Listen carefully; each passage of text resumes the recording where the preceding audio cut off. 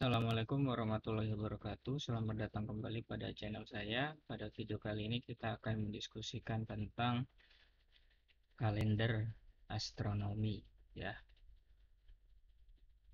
Nah, dalam beberapa subbab belakangan ini kita banyak membicarakan tentang waktu ya, mulai dari waktu sideris, kemudian waktu sistem waktu atomik ya pada astronomi ya. Nah, ini akan bermuara pada penetapan kalender ya. Penetapan kalender ini merupakan proses ya, proses perjuangan yang sudah lalui beberapa perubahan ya. Nah, mengapa lama sekali dan sudah berkali-kali itu diubah?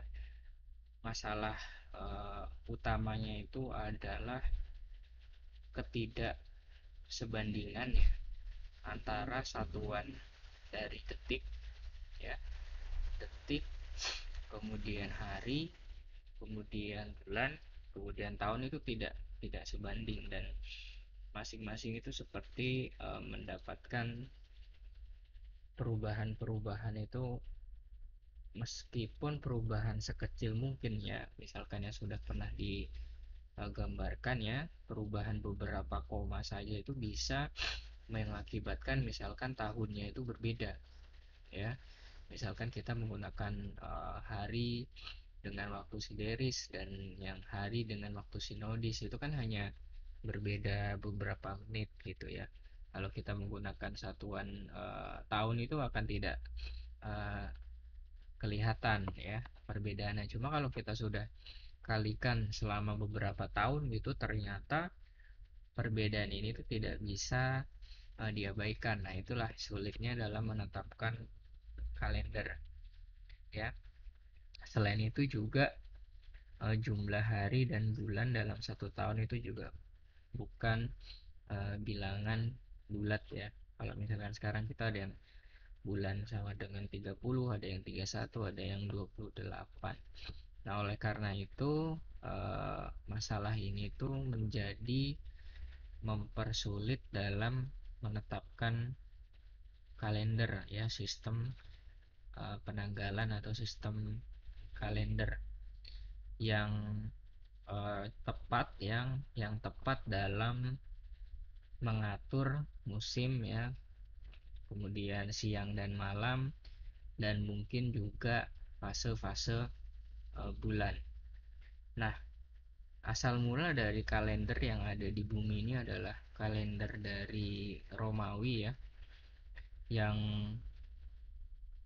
pada mulanya itu berdasarkan fase-fase bulan.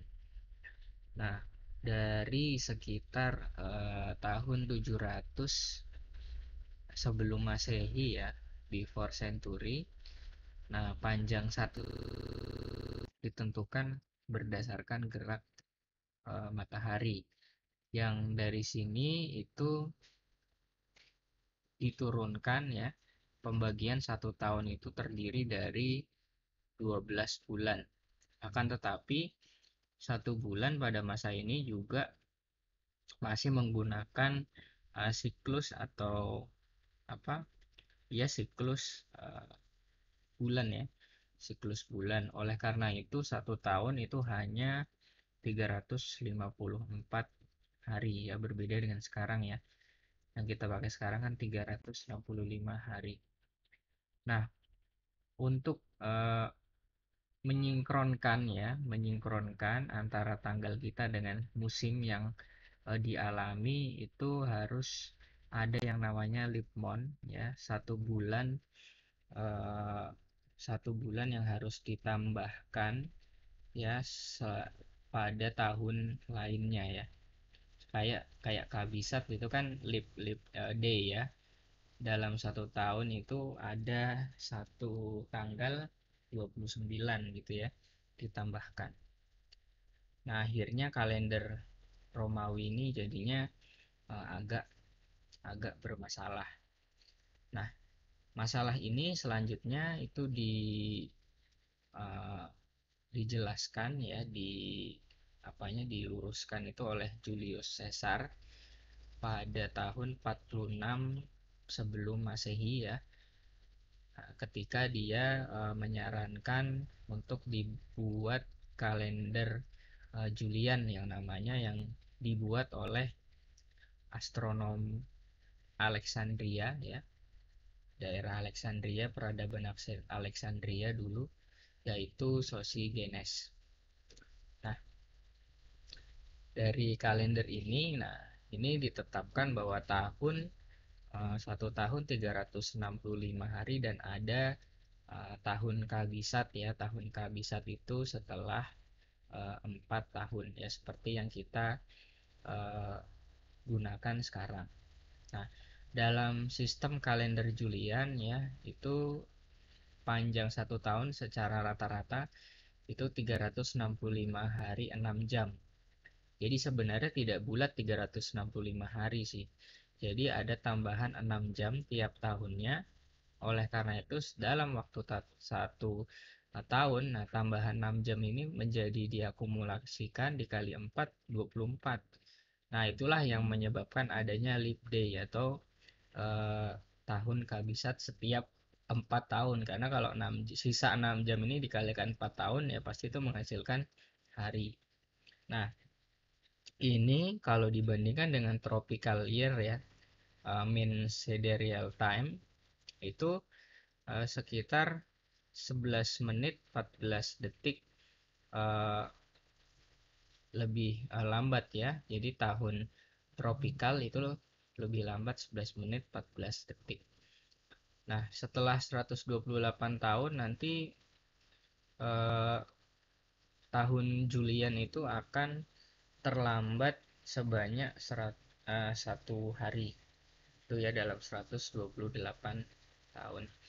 Nah, perbedaan ini telah ditemukan oleh Pope Gregory yang menghasilkan kalender Gregorian yang membuat sistem jadi setiap 4 tahun itu adalah tahun kabisat ya. Leap year ini adalah tahun kabisat dan harus bisa dibagi sebagai 100 ya, harus dibagi 100. Nah, oleh karena itu jadi hanya tahun-tahun yang habis dibagi 400, karena setiap 4 tahun dan harus dibagi 100, berarti harus habis dibagi 400 itu adalah tahun kabisat. Nah, kalau kalender Gregorian ini, oleh karena itu kalau 1900 ini bukan tahun kabisat dalam sistem kalender Gregorian, tetapi 2000 iya. Nah, tetapi kalender Gregorian ini tidak serta-merta langsung menggantikan kalender Julian ya, pada negara yang lain gitu ya. Nah, meskipun ya untuk perbaikan kalender menjadi lebih baik itu merupakan suatu keharusan ya, tetapi masyarakat yang terutama ini Katolik Pop ya, saya kurang tahu ini apa Katolik Pop, itu tidak dengan mudah menerima perbaruan ini. Nah, akhirnya periode ini juga tidak berakhir sebelum abad ke-20 ya, masih eh, kalender Julian. Nah, meski bahkan kalender Gregorian itu juga ya tidak sempurna juga ya, ada kelemahannya, yaitu perbedaan antara tropical year ya dengan kalender Gregorian itu akan terakumulasi menjadi satu hari sekitar 3.300 tahun. Nah, berdasarkan masalah ini antara tahun dan bulan itu panjangnya itu tidak seragam ya, artinya perjalanan bulan dalam menentukan tahun itu juga tidak tetap ya, karena nilainya yang tidak bulat ya, tidak bulat. Oleh karena itu astronomi itu astronom-astronom itu mengusulkan untuk menggunakan metode dengan bilangan saja, jadi tidak eh, dipecah berdasarkan bulannya apa, tahunnya apa. Nah, sistem ini yang namanya Julian dates ya. Tetapi meskipun namanya Julian dates, ini tidak ada hubungannya dengan kalender Julian yang sebelumnya itu.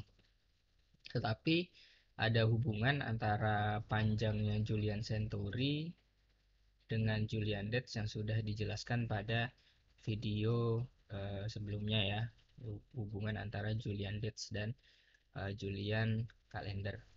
Nah, hari Julian yang nol ya, nolnya hari Julian itu berada pada 4713 ya before century, dan bilangan ini nol ya berubah jadi satu itu akan berubah setiap jam 12 universal time ya. Contohnya hari Julian 2450 2.451.545 itu mulai pada siang 1 Januari 2000 ya. Nah, tetapi jelas bahwa sistem seperti ini tuh tidak mudah untuk diingat ya, tidak mudah untuk diingat karena semakin lama tahunnya pasti Julian dates ini akan semakin besar ya angkanya. Nah, oleh karena itu diusulkan modifikasi dari Julian dates. Nah, titik nolnya tidak ditarik dari ini tetapi ditarik dari 1 Januari 2000 ya. Nah, kadang-kadang juga harus dikurangi 0,5 itu agar tanggalnya itu bertepatan dengan tanggal yang ditetapkan oleh UTC.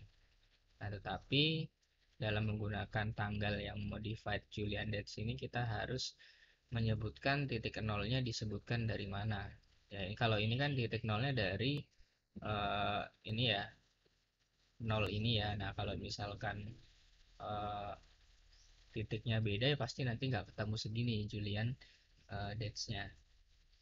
Nah, seperti itu terkait dengan sistem kalender ya, Julian dan Gregorian yang digunakan dalam ilmu astronomi. Terima kasih sudah menyimak video ini hingga selesai. Wassalamualaikum warahmatullahi wabarakatuh.